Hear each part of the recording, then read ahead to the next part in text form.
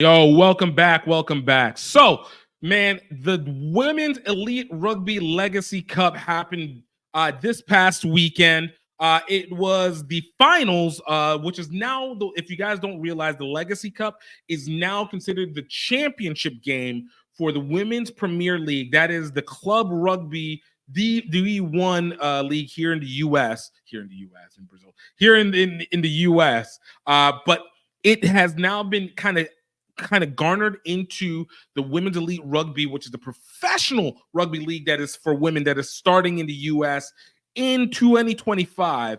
They've essentially gathered this into a championship game and provided a really great coverage of the whole situation, to be perfectly frank with you. To be perfectly frank. And this year it featured return back of previous Women's Premier League championship winners, Colorado Grey Wolves versus the I believe San Diego All Blues. And I mean, it was a great game. It was a really, really solid game. Like, what you expect, two teams that have very talented players. The women's elite, the women's Premier League has been really okay. The Women's Premier League has been really working hard to make sure that they can, provide the best competition for women, across the country, and it's been great.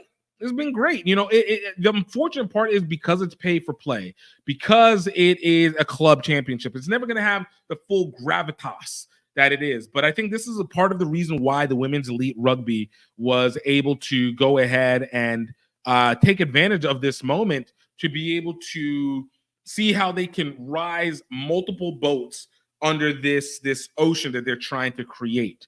Over this ocean they're trying to create. So what we got here, what I really wanted to talk about from this, because I couldn't really speak to the details because I don't watch the Women's Premier League on a regular basis. It's club rugby. Like, it's just difficult to do it. I know they have games everywhere, but the same issues that I always have about MLR or rugby in general is the same one I'm going to have with clubs. Like, it's difficult to create storylines around people you're not sure of, and as a result, like, also being able to have the ability to keep it consistent. Now, there's people like Jackie Finlan of the Rugby Breakdown that do it fantastically. That is, like, she's Wendy Young of Your Scrum Half Connections, fantastic at this. So I'm not going to pretend to be able to know more than I do, but I do want to talk about the presentation of this, because I think it was something that I felt was very promising to the rugby community in this one. So, thankfully, shout out to Women's Elite Rugby and Catherine Aversano and Sam Pell, who put me on the media list, allow us to be able to get a recording of the game. And I felt like this was something that I'm glad for what the future is, because it takes a little bit of the lessons that have not been always learned well in other instances and are brought better right now for this. So for the production for this, that was apparently done by L2 Productions, and in conjunction, I think, with Next Level Rugby, which is with our friend of the show, Ryan Ginty's production company. He's been doing a lot of the MLR games that you watch. He's been doing USA Rugby games. He has been now doing the Women's Elite Rugby, and slowly has been really entrenched within the production of rugby content for multiple distributors, from ESPN to Fox, etc., like that. So the production for this, I thought, was what was needed. All right. Not only did you have a situation where you had a great calling crew that was made up of veteran broadcasters, in essence, that have been a part of rugby. So it was led by, again, friend of the show, Wendy Young with Your Scrum Half Connection as play-by-play. It had the legend Phaedra Knight as a commentator, and then it had Brianna Kim, who is a former player, longtime broadcaster, done MLR, done USA Rugby, International, and is working hard with the elite women's elite rugby. In addition, they brought in Darian Lovelace as a sideline crew, who's again worked with Next Level Rugby. If you guys look at their Instagram page and whatnot, it is the regular guys, Lance Kavanaugh of Great American Rugby, Darian Lovelace, who's a former Life University star, now has become a broadcaster underneath the company, and then bringing in Wendy and a lot to be able to be a part of this game. And what I always want to see from a presentation is energy. It's energy. Can you present the information that ultimately I might not know anything about, but can you present it in a way that I can feel the increased passion? So let's kind of get it in a little bit. I want to just show a little bit of what they had so far, just to kick it off. One of the things that I really liked about what Women's Elite Rugby is doing with the Legacy Cup, more so than just what the production is and what's really the big deal that comes out from this, is the fact that they are utilizing the Women's Premier League as a feeder into the Women's Elite Rugby, which, again, seems very obvious, but the level of investment that you have to do to be able to do that, not only from an IP standpoint, but from a scouting standpoint, is really quite interesting, because you have a situation where with this Women's Elite Rugby, you're of course have the population of the US rugby playing population to be able to pull from, right? Which isn't very high, but you also have the difficulty of trying to be able to scout, the number of teams that are existing in the Women's Premier League and trying to find the best players that are coming out of that to be able to add into your currently 16 league that is trying to upstart and have the biggest burst. You're going to have difficulties pooling players from overseas, because you also have your competition from the Women's Premiership Rugby in England and the UK. And then you also have the Women's Super League in the South Pacific area. Basically, the two voids that you're going to be getting the majority of your international talent from.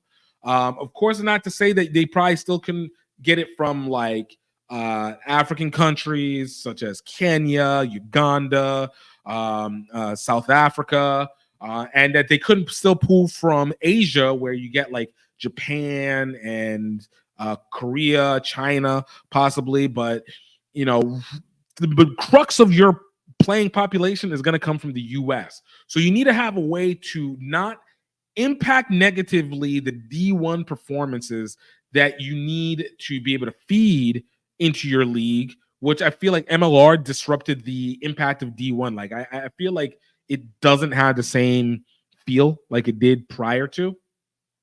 But you also need to make sure that you're also providing an elevation capability where you can see the best players that you will typically come play in the semifinals, et cetera, like that.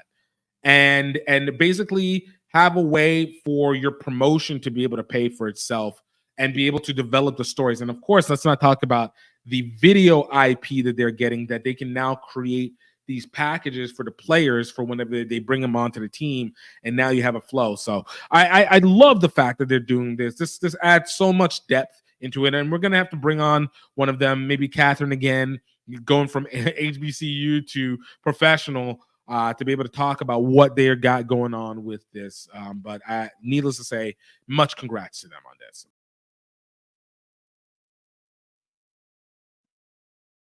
Welcome to Greensboro, North Carolina at the scenic McPherson Stadium in Bryant Park for the inaugural Legacy Cup Championship.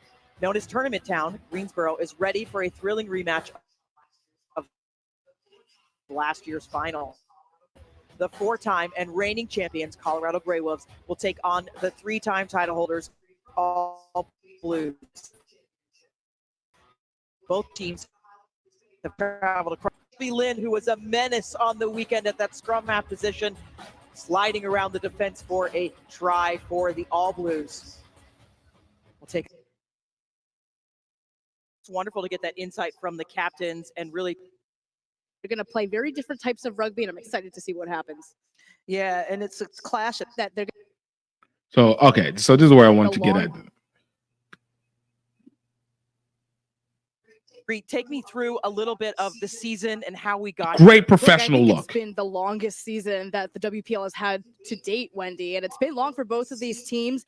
However, you look at these two teams, Colorado and the All Blues, and we know that the history doesn't just go from this year, right? It's been years in the making, and we know that they're going to play very different types of rugby, and I'm excited to see what happens.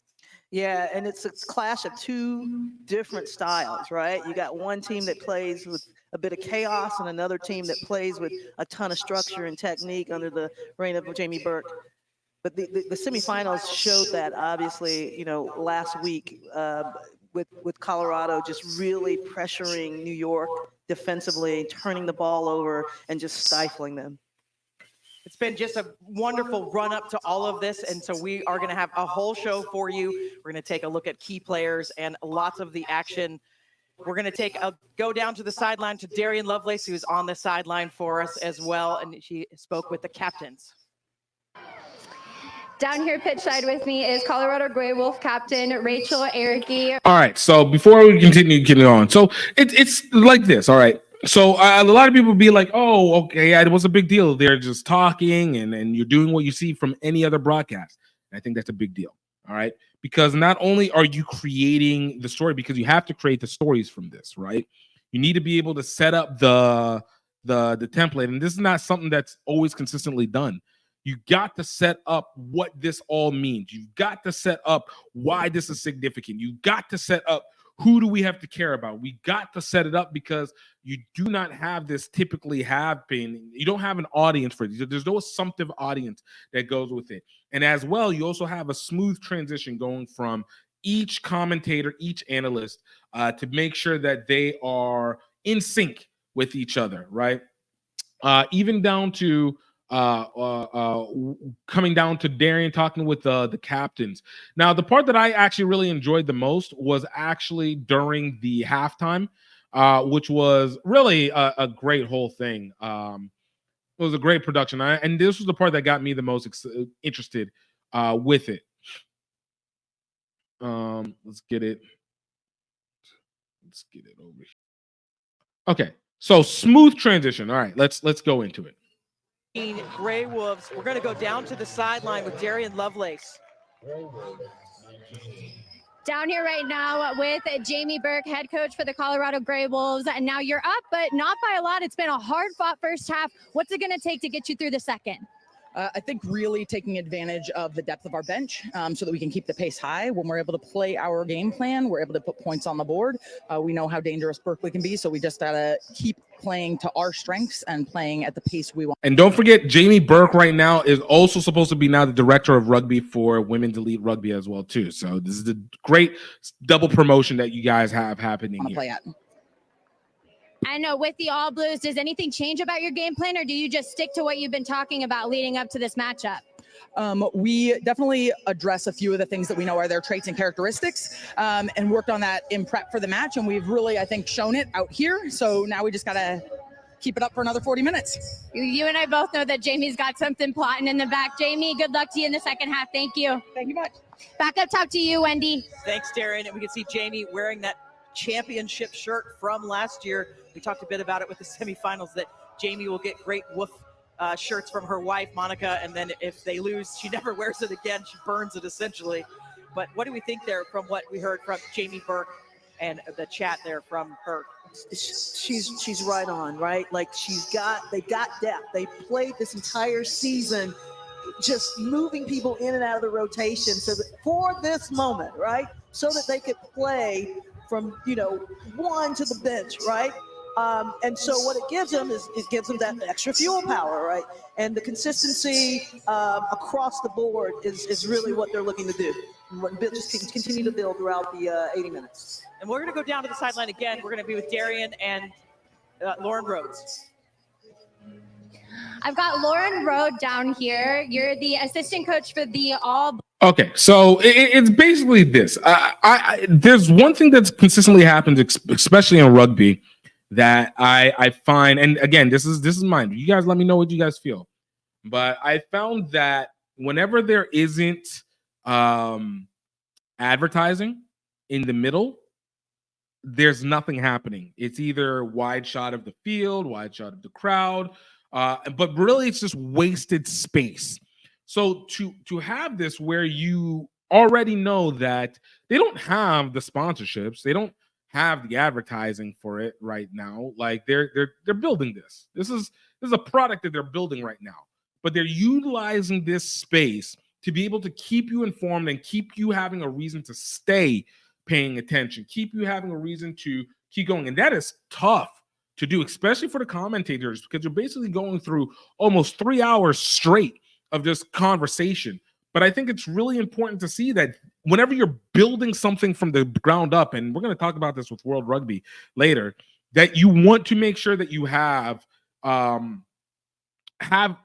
format to make sure people's attention never wanes. It cannot wane. We do not have the affordability for it to be able to wane. Now, there's going to be people who are like from South Africa and England or New Zealand that are not used to having this situation. Well, unfortunately, that makes up literally like a fraction of a percentage of the greater rugby playing community globally, right? So the majority of people who watch rugby do not have a very well set up formal production of how to be able to watch rugby. And so I do give them commendations for them to be putting together at least a structure that they can use and be able to package and hopefully sell to a distributor that can be able to do it. Obviously, they played this on Rugby Pass, which I think is significant. Like it's good to be able to partner with World Rugby on their platform. They need content. It's content that can distribute out wide to that base on that platform. And it doesn't have the insular, like the lack of credibility, like solely putting it on YouTube. Ironically, having a platform does make a difference for people's perceptions of the game. It might not be the greatest platform. Obviously, they did the Rugby Network, I think, before that for the semifinal games, and Rugby Pass, who've notoriously had partnership the two together until they separated last year. But it's good to be able to do that. Again, it's thinking ahead and at least trying to be able to plan for how you sell this package out to distributors. Because if you can't sell the package out to distributors, well, you fall into where the MLR is right now, where you have possibly some stuff happening that is none too great, to say the least. None too great, to say the least. So, let me know what you guys think. If you guys got a chance to watch the championships, how you felt with the game playing. Shout out again to Colorado Grey Wolves for getting another win under their belt, going, I guess, 5 straight now wins. It's at this point doesn't even feel like it's competitive, even though the game was competitive. But it's good. It's good to see. But like I said, I really wanted to just talk about the production and what it was, and then from the gameplay, it was. I think the gameplay component was pretty basic. I'm not gonna pretend. Like, I think the camera work, they obviously use different cameras, and it felt like pretty much a club rugby game. I won't say it was a professional level on that one, but I did like what they have for everything around it. I will give them for that. It was for everything around it. So let me know what you guys think in the comments. Let me know how you guys are feeling. I want to get your feelings on all of this when the opportunity arises, and let's see how we can go from there. Ladies and gentlemen, welcome. There's wheat flour that you can eat. My name is GiftTime in Baylor. I'm here with Health Enhanced Foods. And I want to tell you about one of our best and most beloved products, our sweet white wheat baking mix. Now, this is the baking mix for those who are not really looking for something that's gluten-free, but they are looking for something that they can eat that is going to still be healthy and is not going to be dangerous. White flour is typically a very processed, incredibly bleached flour, and it's not good for you. It's incredibly cheap for a reason. Our sweet white wheat bread mix is whole grain, dairy-free, high in dietary fiber, free of additives, and is absolutely unprocessed and unrefined. With our sweet white wheat bread mix, you can feel like you're getting all the same rewards that you would get from poor white bread, but with all the nutritional value. You're able to still make your bread loaves or your cakes, your flat bread or your cookies, but you don't have to feel like you are going to be robbing yourself of good carbohydrates. You can get the sweet white wheat bread mix from healthenhancedfoods.com. Absolutely go impress your friends and family with the greatest bread while not making them feel like they have to be gluten-free at the same time. No dangers, full body pleasures. Go ahead and get yours today. Let's go.